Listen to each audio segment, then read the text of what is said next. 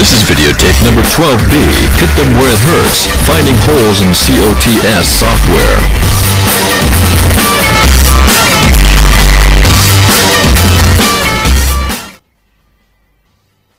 Yeah.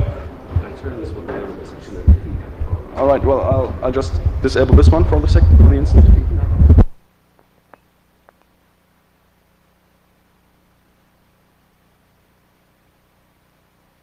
So something I think I should mention before I start here is that while I am bashing Checkpoint all the time, I have to say that I have hardly ever experienced a company being more responsive to security issues.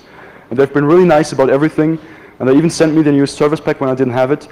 And while I'm doing all those jokes here, it's not really meant to, well, seriously decrement the image that Checkpoint has in the security community. So don't take anything I say too seriously. Not but, no but. All right. So I demonstrated stuff and we had our break. So I think I'll just continue.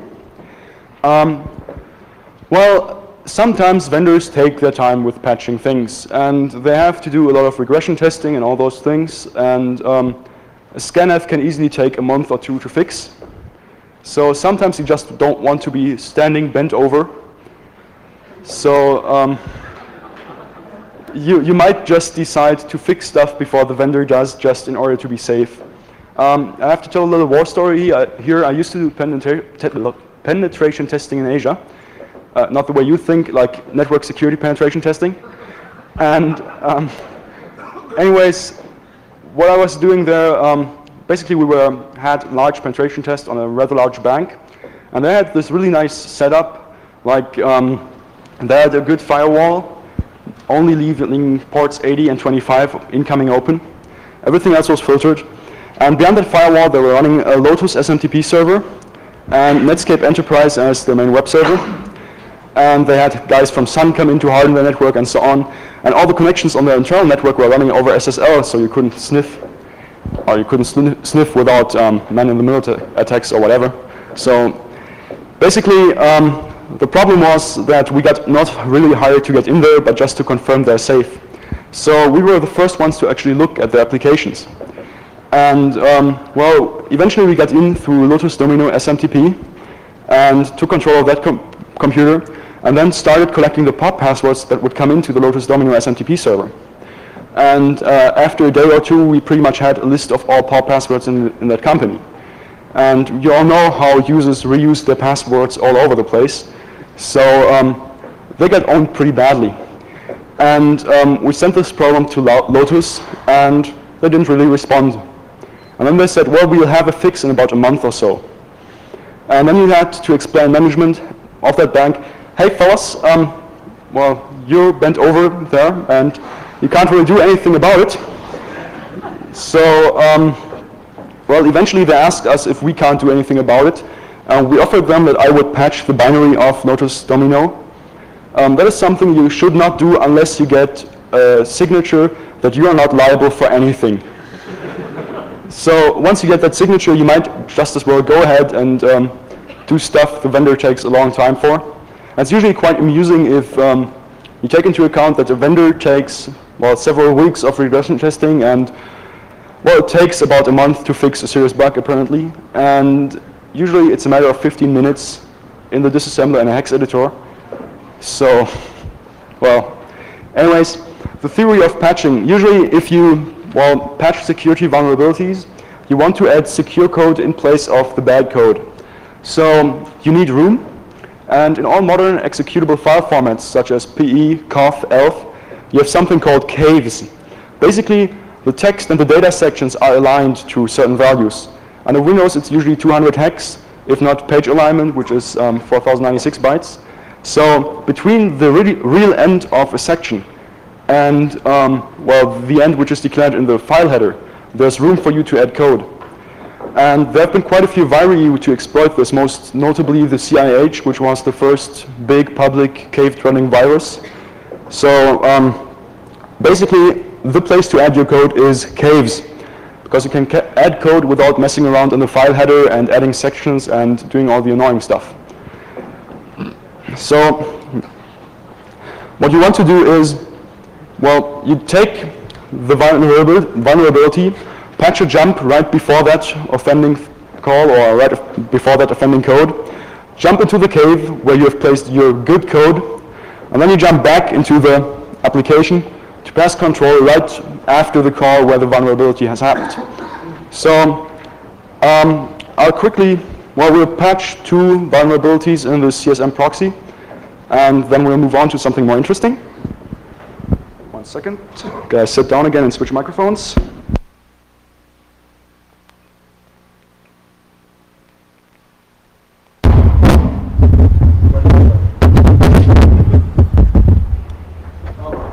Yes? Why not disassemble, fix the assembly code, and then reassemble?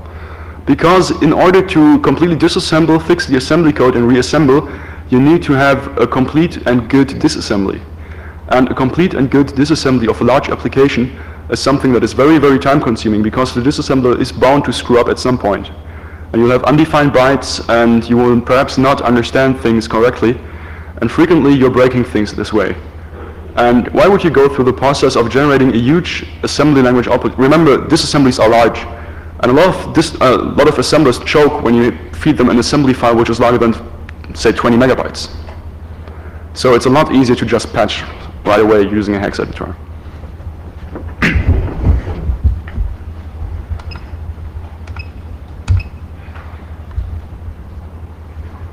Okay, so first off, we're going to fix this stupid scanf here, which does not involve adding code to caves, because it's pretty simple. Whoops.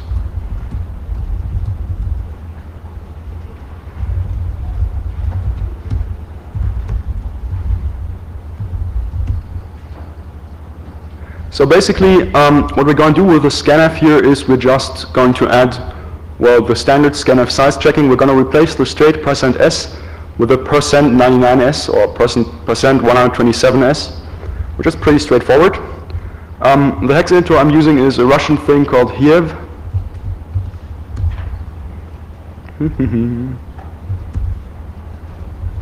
So the offending %s is at location 50D970. Okay, so we can see we have the %s, then a trailing null byte, and then the login. So we see that we don't really have room here to, well, add 127. So we have 1 null byte before we can use, and 1 null byte after. So if we replace this %s here with a whoops, hello? I don't see my cursor anymore, does anybody? 25. There it is. Okay, here it is. All right. Okay, so we replace it with a %99s and update the file. We still have to manipulate the original push, which was pushing this, because we moved the string backwards 1 byte in the original file. So we go to location 43365C.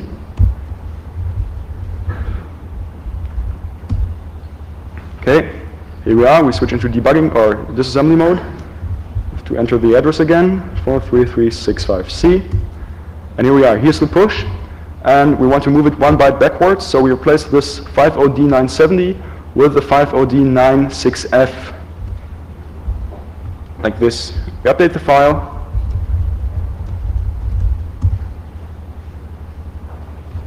You also have to make sure that this string isn't used anywhere else. This is something that IDA tells us here. We only have 1 cross-reference to this, and that's in the split IMAP command. Of course, you have to pay attention to this, yes. Can have pretty nasty consequences if you don't. But, well, the other guys signed something that you are not responsible, so.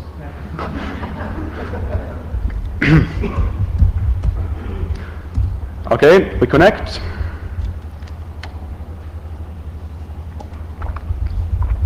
$80.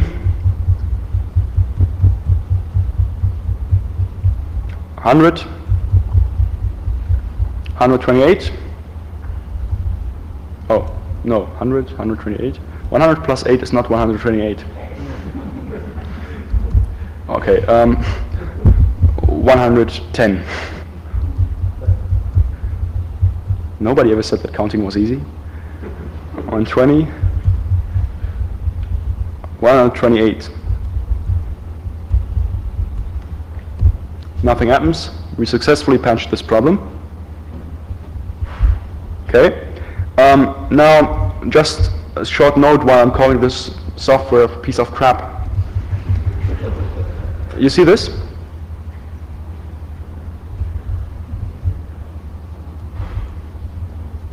Perhaps it's a bit more obvious this way.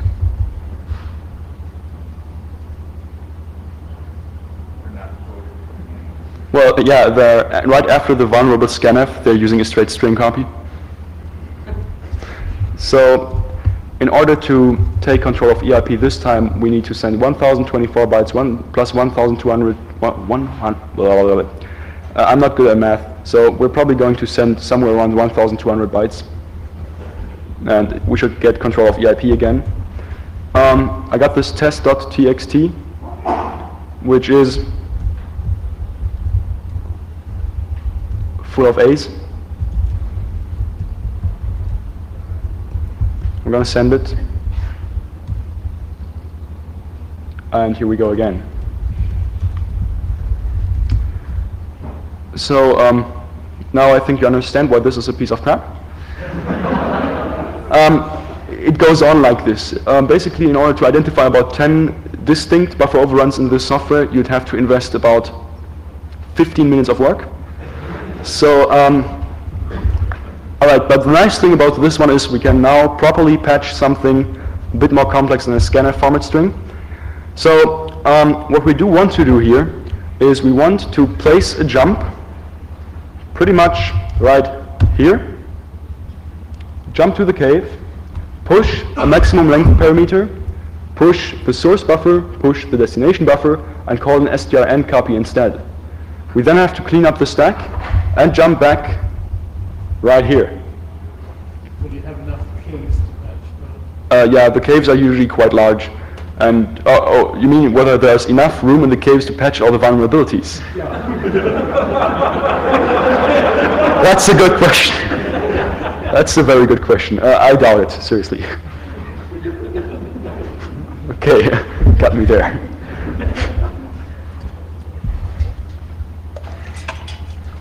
See, those checkpoint people are pretty sharp guys. All right. Okay. No, it's already stopped. So we hex edit it again.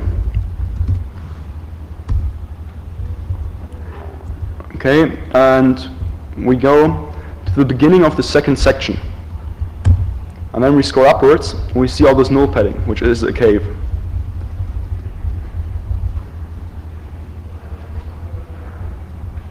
Okay. So I think, unfortunately, I don't have anything to write, so I need some pretty good memory right now. We're going to patch our code at location F9590. Okay.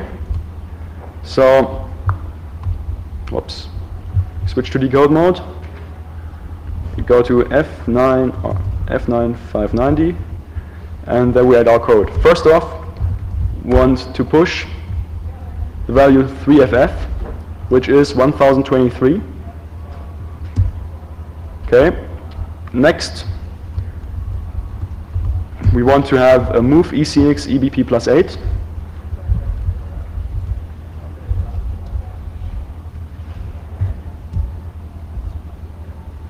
Then we push ECX. We want a load effective address EDX EBP minus 480. And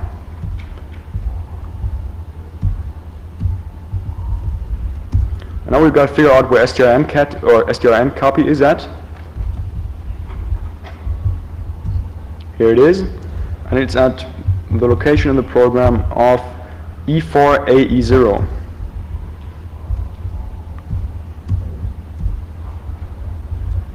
Okay, so we do a call E4AE0. Whoops, forgot to add the OX. E4AE0, was it that? Yeah, okay. and then we add ESP12, because we have to clean up the stack again. Okay, now we need to jump back to this location here, which is at the physical location in the file of 33680.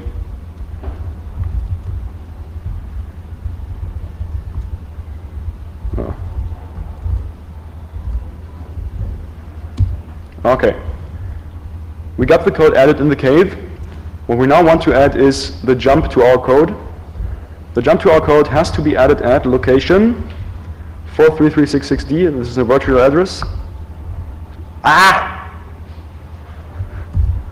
Nothing, everything's all right. Just scream for fun.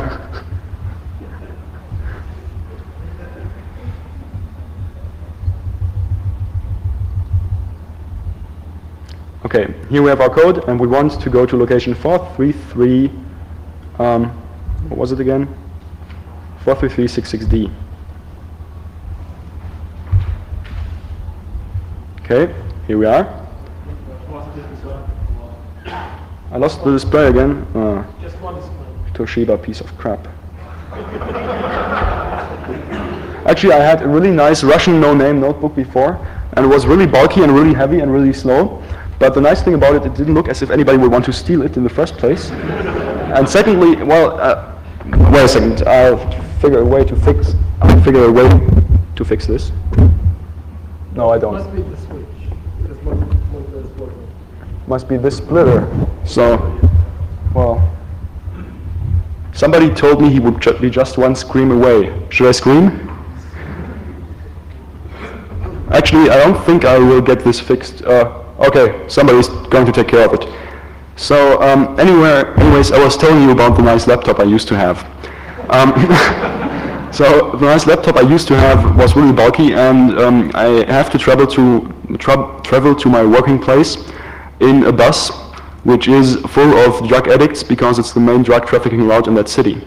And you have all those people sitting at the end of the bus, and they're like, well, telling me how many houses they could own if they wouldn't take so much coke or whatever. So, anyways, from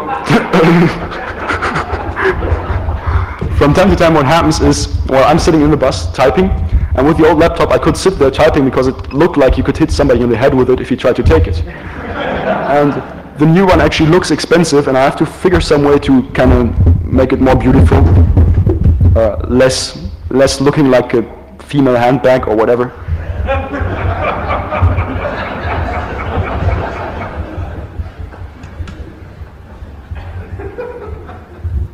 No, the other laptop, you just have the impression of stability with it, because this one, you have the impression the screen is actually stabilizing the case, not the other way around.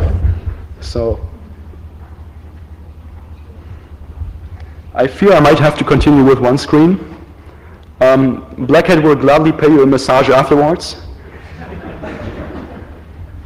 Okay.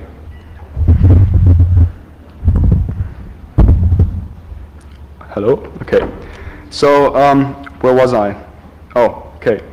We wanted to patch something in here, namely a jump into our cave. So, as I have a bad memory, the cave is located at F9590. So we add this jump, whoops.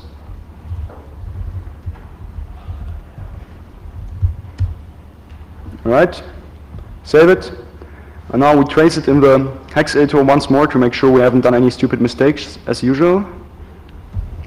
Okay, we're jumping to location 4F9590. This is here, we execute our code. We jump back to 433,680, which is here, which is correct, or should be at least. So what we do now is we stop hex editor and we start the service. Those who can read are at a clear advantage here. Okay, and we pipe our file into it, and nothing happens. So we successfully patched this as well. But it might be that we're running out of caves at some point, true. So, haha. Any improvements or anything we can say about the switch? We're trying. Okay.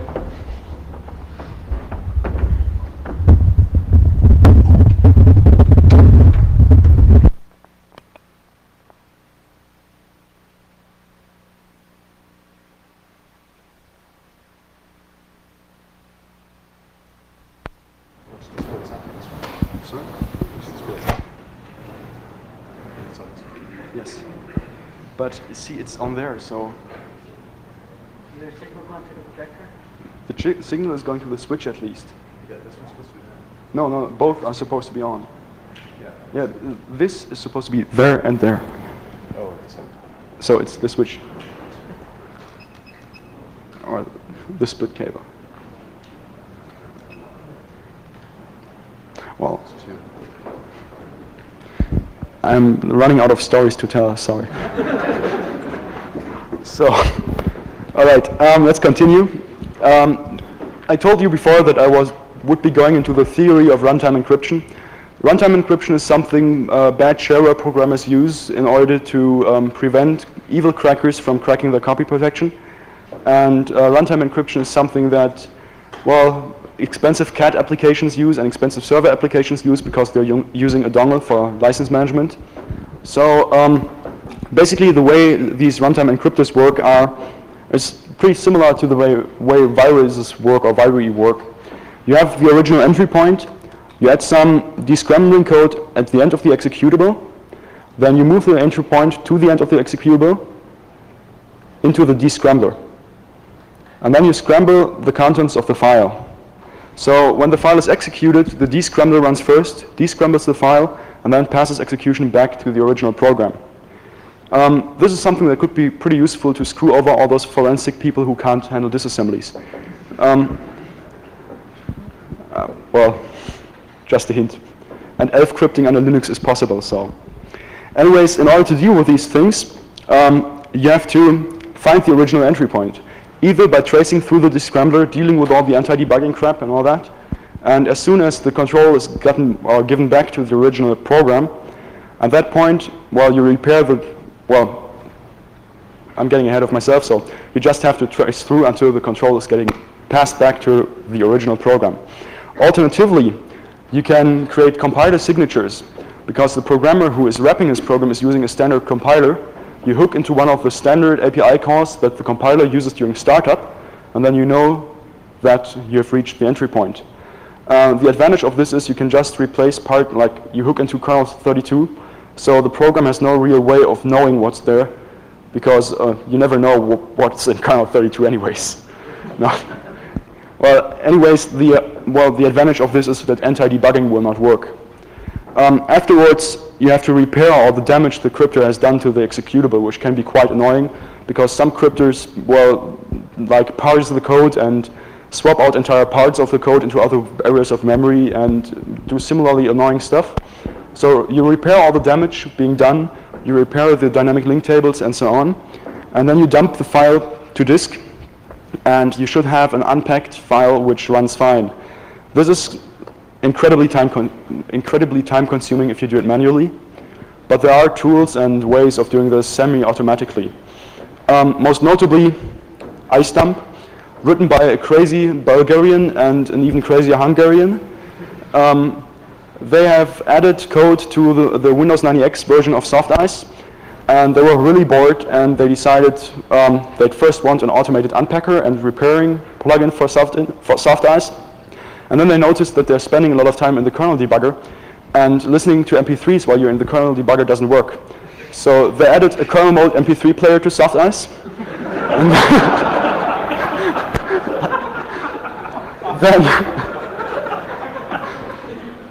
Then they decided they were bored, so they took apart SoftIce screen, like the entire screen control thing, and added a ring 0 Tetris. And at some point, they decided they're bored with ring 0 and did something else. But it's a pretty impressive piece of software. It can be found at isdump.tsx.org, and it comes with about 400K of assembly language source if you feel like getting a really bad headache. Okay.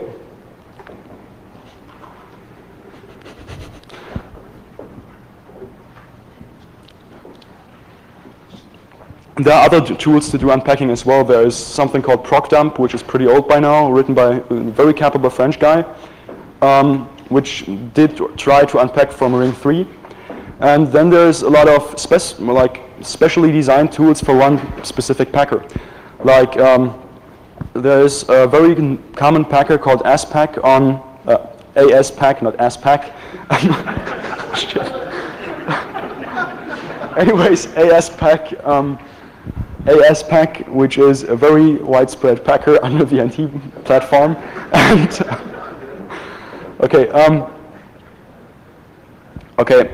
there are specialized tools which only work on one specific packer to unwrap that certain packer. So for ASPAC, there is key SPR, and those can be found at all those copy protection related sites like protools.cjb.net and so on. Look around for them. They're out there. Just have to ask nicely. Okay. Don't mind me. I don't. Okay. I told you before that it might be useful not to spend too much time in the disassembler. So you want stuff to work automatically. So well, I wrote a small IDC script which scans for suspicious sprintf calls automatically. Basically, it checks for a few criteria. Woohoo!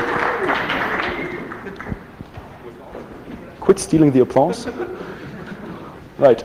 So it checks for various criteria. First of all, it checks whether the format string contains a %s.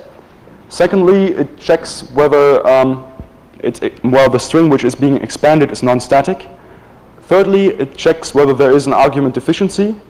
And if there is an argument deficiency, it checks whether the format string is dynamic or static. And, well, the demonstration script is called sprintf.idc. You can ask me to give it to you if you want to. If you've been to my training class, you get it anyways. And I think I'll post it to Black Hat's website at some point, real soon. So it's actually a pretty lame piece of software. It's quickly hacked together and more buggy than anything else. Okay. All right, I gotta switch mics again.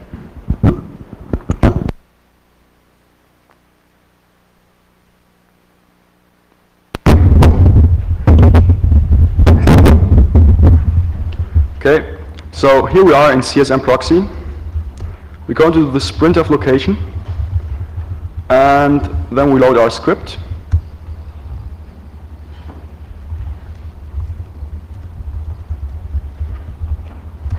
And then we tell it to analyze sprintf. And we let it run.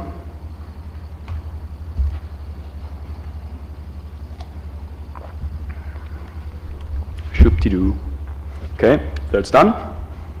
We hit Control X to see all the sprintf calls. We have 628 calls to sprintf, and the script was nice enough to mark up all the dangerous ones.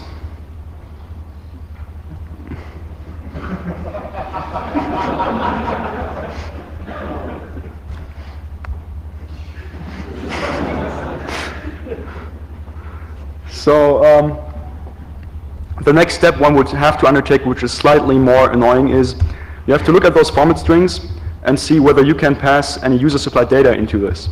So this is one of the larger format strings, contains quite a few %s, and you have to start doing this buffer size arithmetics again. So basically, you check out what the size of every buffer expanded in the %is, and then you add the size of the format string, and when you have added all that together, and it exceeds the size of the format string, you know that this is potentially dangerous. So actually this can be done automatically. Just haven't had time to write anything yet, so sorry. All right, this one was the automated scanning for sprintf problems. I think I'll switch back to the slides. Hello?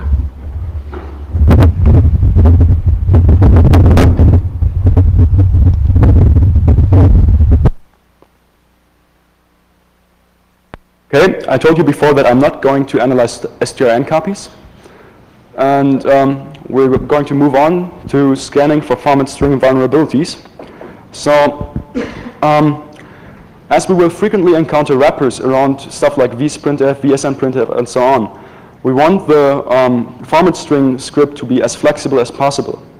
So we only want to feed it the absolutely necessary data, which is, in this case, the address of the function we're analyzing, the amount of stack correction it should have, and which number, like the argument number where the format string is located at, so the script can check whether, well, the format string is dynamic or not. So what we'll look at is checkpoint firewall 1. And I will just quickly load it up in the disassembler. It'll take some time because it's quite large.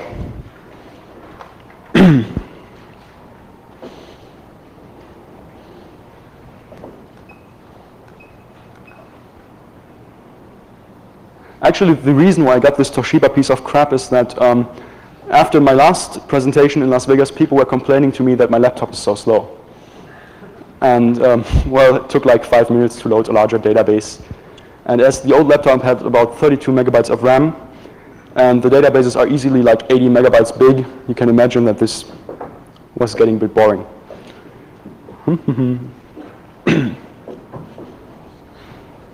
If you want to make hardware donations, I'm open.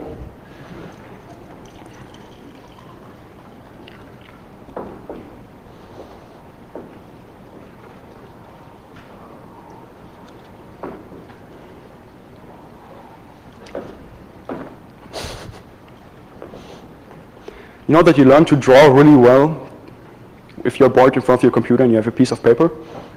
You get lots of practice, really. Yeah, sure.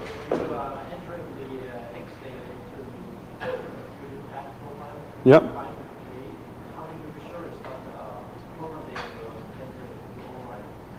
Oh. So the question was, how do I know that I'm not overriding important data when I add my own code to the cave? Well, the reason is there is no important data in the cave. Because the caves are there, which are compiler generated. And if the program uses like a bunch of nulls or a bunch of zeros somewhere, it will not be behind the original section. It will be somewhere inside the section. With the hex editor, basically. It's in the file header. The file header under Windows specifies both the physical size and the virtual size, although some compilers screw up on that. So usually you take the, well, there's the file alignment value, and you take that file alignment value and check it against the physical size, and then you know where the physical size, like the physical section ends, and if you go behind that, well, you are where no compiler has ever gone before. Sorry? No, you don't. No need to do that. Just if you append another section, or if you want to close the caves. Actually, there used to be a very nice trick against cave dwelling virus. You would just change the header values in the executable to make the virus think there's no cave left. But well, don't try to outsmart the virus writers. They'll come out to get you.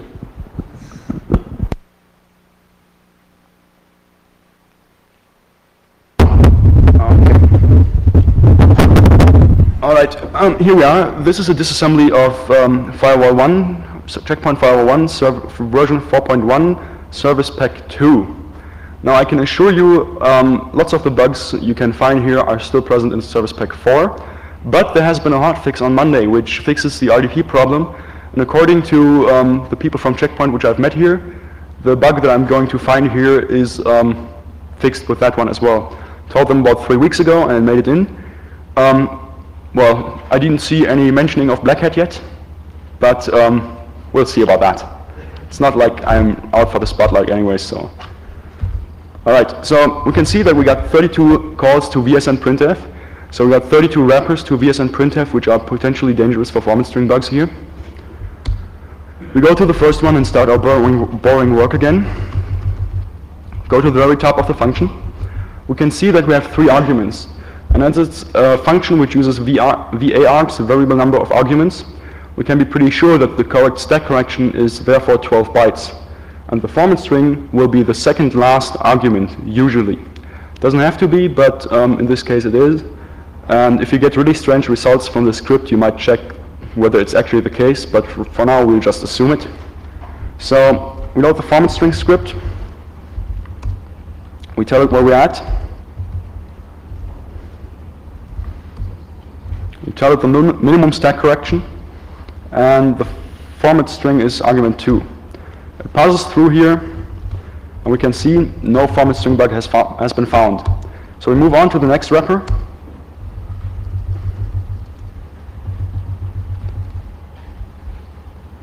Whoops, we can see. Oh, I already ran the script against this one, sorry. So, well, we'll just erase the comments and then run the script again.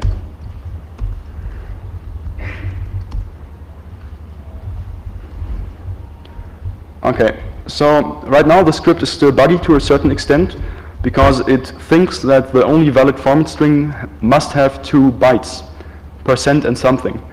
So if somebody's doing something like sprintf space or printf space, the format string script will think this is dangerous because it cannot identify the single space as a valid string. But that doesn't really matter. You can live with about 1 false positive in 100. So we open this, we tell it where we're at. Minimum stack correction is 12, argument is 2. It's finished. It thinks it has found 2. This one, oops, I'll just close this window here. This one is one of the famous cases where we have a 1-byte format string, so this is not interesting. And this one is one of the cases where IDA screwed up the disassembly, so this is not interesting either. So we are back here. Moving on, another VSN printf. 29 to go.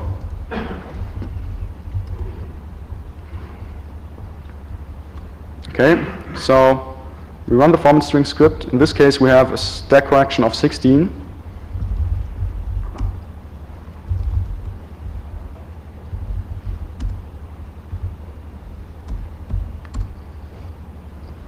Run through.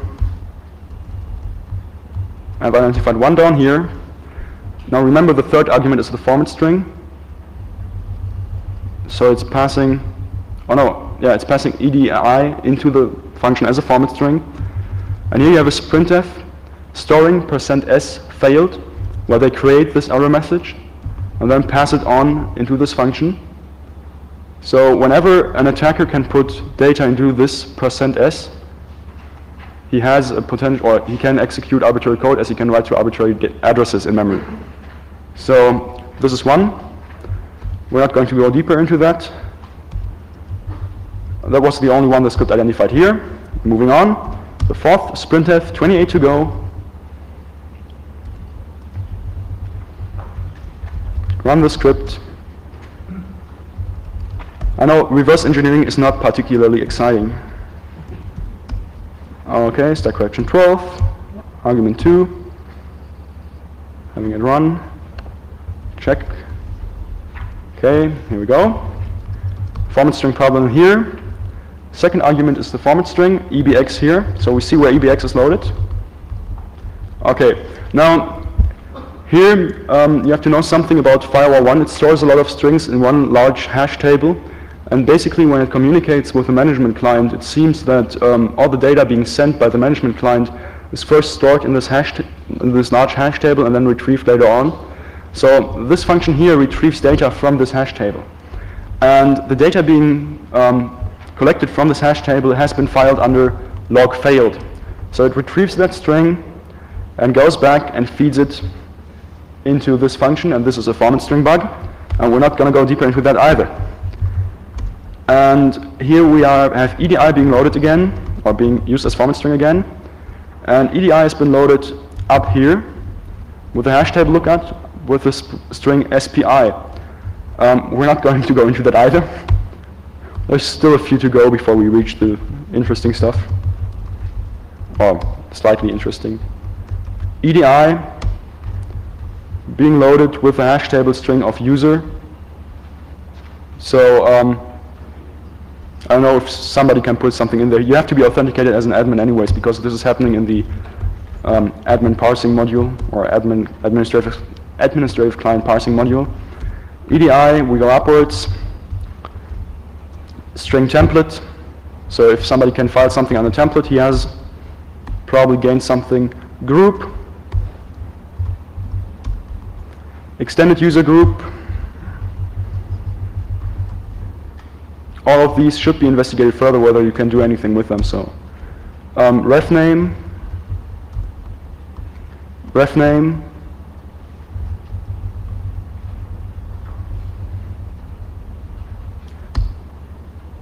we're not going into that. Sec and set. Subject. Subject is fun because when the client or the GUI client or administrative client is communicating with the firewall, subject is, well, the name under which the commands which are sent are stored. So the first command the client sends to the server is a log database command. Of course, after it has been authenticated and an encryption communication channel has been set up. So basically what we see here is that if an unknown command is being sent, that unknown command is being passed on as a format string into the logging function. So by replacing the string log database in the GUI client, we can well, write to arbitrary addresses in memory. So we'll just do that.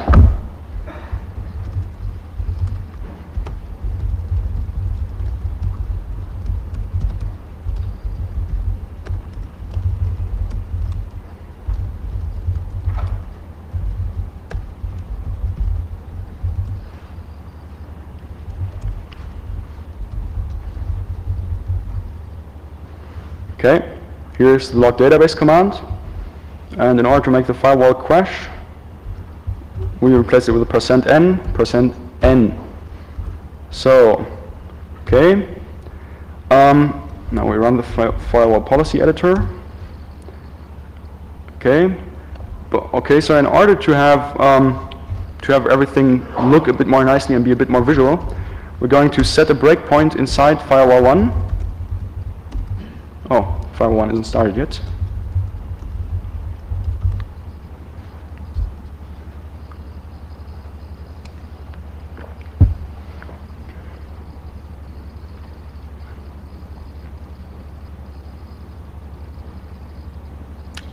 Takes a bit of time.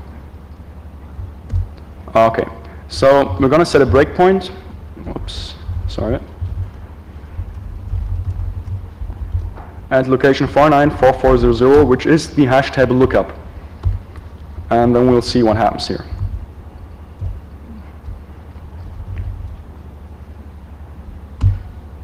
Okay, here we are.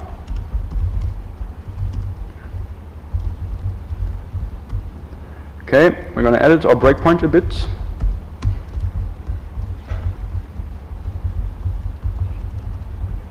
It's ESP +8, I think.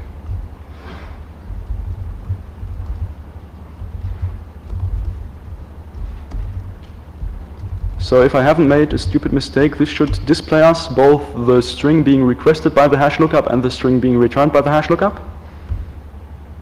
Yes. So at the very bottom you can see which strings are being taken from the hash table and which are returned.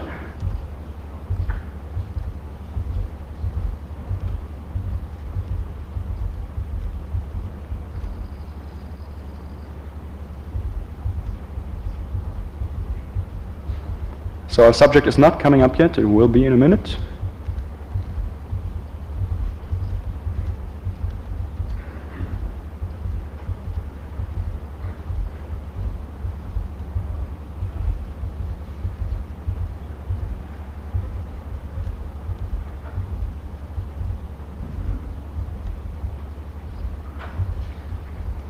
Oh, there was the first reference to our subject. Here's the second one. And this is not where we're supposed to be yet. Here we go. You see the %n or %n database, and here it gets passed into the logging function. Not yet. Whoops. Oh, here we are. Here it gets passed into the logging function. Finally, the push 69 is there, and now basically I'll just let the program run and hope that soft-ice will catch the fault. Here we go. We recognize this from early on in the chapter of how to exploit format string bugs. So here again we have well, the value in ECX being moved to the address in EAX, and this is a format string bug in firewall 1, which you can trigger as soon as you're authenticated to read logs on the firewall, and which means that as soon as you can read logs on the firewall, you can execute arbitrary code on the firewall. And it has, according to Checkpoint, it has been fixed on Monday, or the fix is out since Monday. So much for automated finding of format string bugs. I hope you enjoyed it. And we'll move on to more interesting things now. Or depends on who you are, whether they're interesting or not.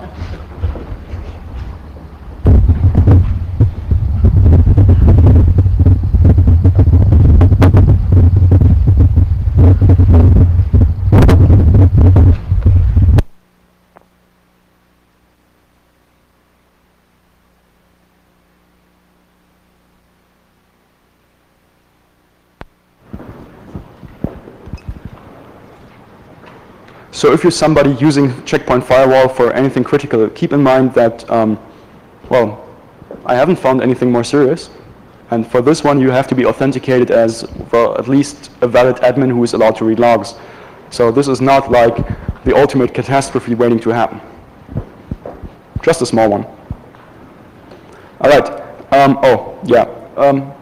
Actually, well, originally, I had not prepared for Checkpoint fixing this bug in time. Well, this has nothing to do with Checkpoint. It's just that I had thought that perhaps they might not be able to get it fixed until today. So I didn't want to speak about a product which is out there and protecting critical things and demonstrating bugs in it. So I had originally intended to do a hypothetical example on a program called PackJoin BioFile 1. We've all gotten around this, so let's move on. Okay, so all the juicy vulnerability crap is over right now, so if you're only interested in 0-day, you can go. Other than that, I'll go into a bit of the esoteric reverse engineering things right now. Reasons why we need to reconstruct structures. Structures are important as they are being widely used, and as I mentioned before, we do have to do a lot of buffer size arithmetics. And without knowing the sizes of the buffers, we're screwed. And during the compilation process, all information about buffer sizes is pretty much gone. Excuse me for a second. So if we're going to estimate the sizes of any buffers, we have to reconstruct structures. And, well, this takes forever and a day if done manually. Does anybody have the time and can tell me how much time I got left so that I can see whether I can show you how it takes forever and a day?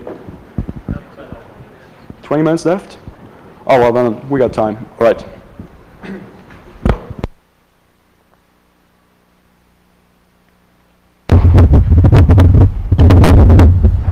All right. This is a program called iMail. It's a widespread NT SMTP server. Oh, whoa, sorry. This is a program called iMail. It's a widely used NT SMTP server. Half of Asia seems to be running on these things. And the code quality is not very good, but it's not exceptionally bad either. Usually it takes you more than an hour to find a bug. So anyways, what we can see here is that it is referencing buffers in structures quite a lot. For example here, arg4 is obviously a pointer to a structure, and bo8 is the offset in that structure. So if we were going to reconstruct the structure manually, we would have to go to the IDA structures window, create a structure, create a member, create another member at the right offset, create another byte, go in here, whoops, add the first member. Here's the second one, which is at address 1308 hex. So we calculate 1308 minus B08, which is 800.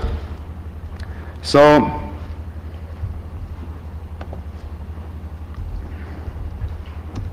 we add this and another field, and now we can add a member here. And please repeat this for every structure member. And this takes forever and a day. So the first attempt at doing this was a really messy and ugly and annoying, and did I mention ugly, IDC script, which will basically take a stack variable in a given function and trace all access to it. I will be making that one public on the Black Hat website as well sometime, or like soon. It's pretty much half a year old now, so it's called BAS OBJ rec.idc. And we trace the function main handler, and the pointer to our structure is arg4, and we have a run through there and call this structure imail1. So it traces through all of it. Now we hit Shift F9, and has created this nice large structure up here, which we can now collapse, like we have to collapse all the members. But we can get a pretty nice estimate of the individual buffer sizes.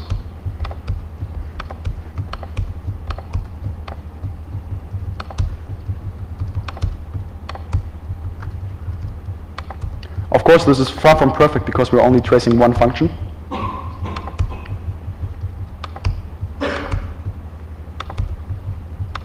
Should strip this collapsing as well.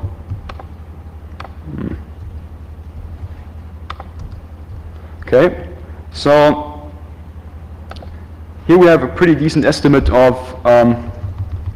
how the structure looks like. So that saved us a lot of work. Unfortunately, this structure only traces one function. And as you can imagine, the more functions you trace which operate on the same structure, the more accurate your representation of that structure will be. So the first thing you would want would be recursion, to recurse into all the sub-functions which get past this pointer as well. I wrote a small plugin for that, a real IDA plugin, because the IDC language would crash on me after about 10 or 15 layers of recursion. So the plugin will be made, well, like, should be public soon as well, as everything. And, oops, oh, it's not loaded. I have to load a legacy version of IDA. I haven't compiled it yet for the new version. Sorry.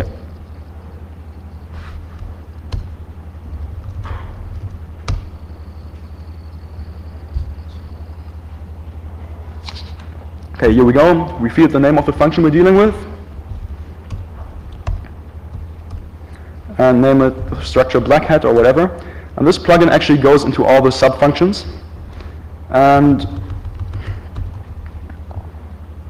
the reconstruction we're getting is a lot more accurate than the one we had before.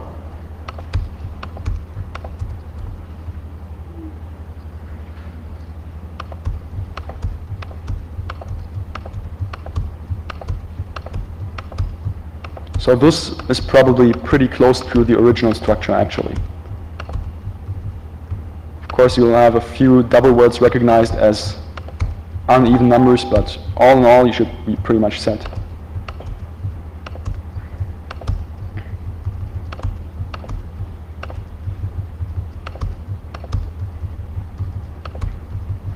Okay, so this is how the reconstructed structure looks, and now we can do pretty good buffer size arithmetics on these things, and, well, use this. So much for structure reconstruction. Yes? I assume that would get really confused if you had a lot of unions or reference offsets into strings within structures. If you reference into strings within structures, it will get confused, but it will not get confused by unions, as it does not even try to parse unions, it just estimates buffer sizes.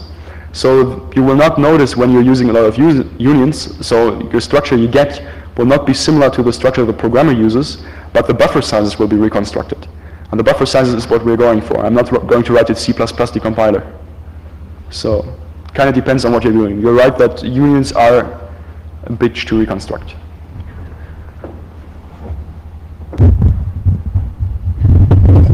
Well, I'm not going to switch microphones now because I think I have to sit down pretty soon. Okay, I did this, I did this. Okay, concerning auditing object-oriented code, the main reason why nobody has really looked at IIS, for example, from a reverse engineering perspective is that it's pretty much all object-oriented or a lot of C++ code. And everybody who has tried to, well, reverse engineer C++ code without knowing the class data layouts gets really bad headaches. Joey, for example, told me he had tried to look at IIS for 2 days, and then he had given up because the code is so freaking ugly. No, it's not that the C++ code is so ugly, but the disassembly of the C++ code is so ugly. I can't tell whether the original C++ code is so ugly, but 30% of it is dead. So, well, the next step after I finished the structure reconstruction was logically object and class reconstruction. Because as I said before, the more functions we have which operate on the same structure, the better for us because we get a more accurate representation. So last week I actually finished another plugin for IDA which does vtable parsing. You give it a vtable, like the place where an object stores all its virtual methods, and it parses through there and calls, well, the structure reconstruction once for every function in the vtable. What I still need to implement in that plugin is real thisCall recursion, because the thisCall calling specification will not pass the this pointer in as a stack argument, but in a register. And that can be quite annoying to code properly if you want to do full recursion there. So I'll have to do that, I don't know, next week. So I'll have a short demonstration on how this plugin works. For this purpose, I load up the IIS core web server, like the one that has never had any public bugs yet. It's true, the core web server has not had any, sorry, yeah, I will. The core web server has not had any buffer overruns yet, was all in the extensions. So here we have a vtable for the WAM request class, and I am in the wrong version of IDA because I need the new one. Crap.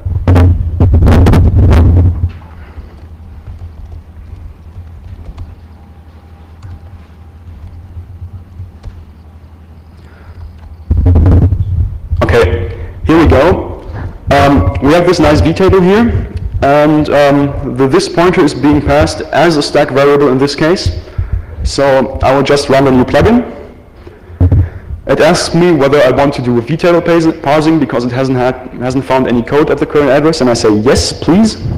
I tell it arc0 is the thing to trace, and we name the structure, WAM request. And then we say no recursion because the recursion is not done. And we let it run for a while. And we go into IDA. Oh, this is wrong. Here we are. This is WAM request. For some reason, yeah, here we go. So you can collapse this. The plugin has screwed up at the very end of the structure because it has apparently added the value of -1 to it. So it is a bit larger than even Microsoft would create structures. But we can fix that manually quite easily. But as you see, we get a pretty good estimation of how things look like. At this point, we can recognize that we probably have unions here, or at least structures within structures, as this looks very much as if there's an array of structures inside this other one.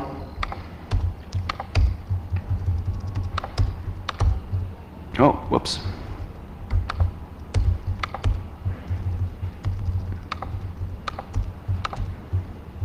Okay, quickly have to, okay, fix it. So this is a fairly accurate representation of the structure. We still have to add the recursion to the plugin. This final plugin will not be public anytime soon because the code is so bad, and I usually only publish with half a year delay. So ask me again in 6 months. Anyways,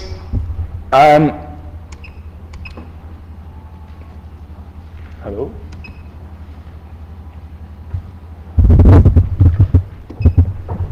What? Okay. I think I'm pretty much done with my speech because, well, I'm done. I don't have anything else to say, and I have to apologize. I have to apologize for having bored the security folks in here with the object reconstruction stuff. It's probably only interesting to those hardcore reverse engineers, but still, was a pleasure to be here. And does anybody have any questions concerning what I said? Yes. Actually, the question was whether I had the nerve to mess with standard library templates. Standard template libraries. What are those? It's another imagination from the object-oriented world that adds yet another level of complexity Ouch. No, but I think I will at some point. What I have done recently is look at decom code because I have the feeling that I will be looking at that a lot in the future. But no, I haven't messed a lot with object-oriented stuff. I have to admit that I bought myself a book on C++ last fall, and I've never actively programmed in C++, so I don't really know much about it. Actually, STL should probably be more difficult on the source level than on the disassembly. That could be. Disassembly, they're just standard language. Okay, well, good.